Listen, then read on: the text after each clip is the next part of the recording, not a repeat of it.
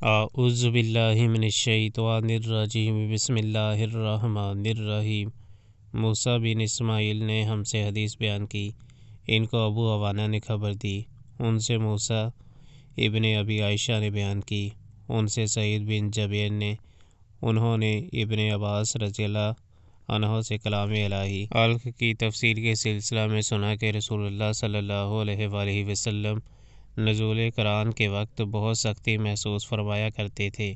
اور اس کی علامتوں میں سے ایک یہ تھی کہ یاد کرنے کے لیے آپ اپنے ہونٹوں کو ہلاتے تھے۔ ابن عباس رضی اللہ تعالیٰ عنہما نے کہا، میں اپنے ہونٹ ہلاتا ہوں جس طرح آپ ہلاتے تھے۔ سعید کہتے ہیں، میں بھی اپنے ہونٹ ہلاتا ہوں جس طرح ابن عباس رضی اللہ تعالیٰ عنہما کو میں نے ہلاتے دیکھا، پھر انہوں نے اپنے ہونٹ ہلائے۔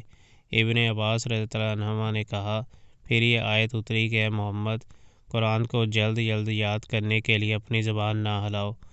اس کا جمع کر دینا اور پڑھا دینا ہمارا ذمہ ہے۔ حضرت ابن عباس رضی اللہ عنہ نے کہا،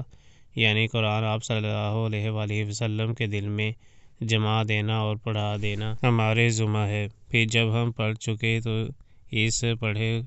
ہوئے کی اتباع کرو۔ ابن عباس رضی اللہ تعالیٰ عنہما فرماتے ہیں، اس کا مطلب یہ ہے کہ آپ اس کو خاموشی کے ساتھ سنتے رہو، اس کے بعد مطلب سمجھا دینا ہمارے ذمہ ہے، پھر یقیناً یہ ہماری ذمہ داری ہے کہ آپ اس کو پڑھو، یعنی اس کو محفوظ کر سکو۔ چنانچہ اس کے بعد جب آپ کے پاس حضرت جبرائیل علیہ السلام وحی لے کر آتے تو آپ توجہ سے سنتے، جب وہ چلے جاتے تو رسول اللہ صلی اللہ علیہ وآلہ وسلم اس وحی کو اس طرح پڑھتے جس طرح حضرت جبرائیل علیہ السلام نے اسے پڑھا تھا۔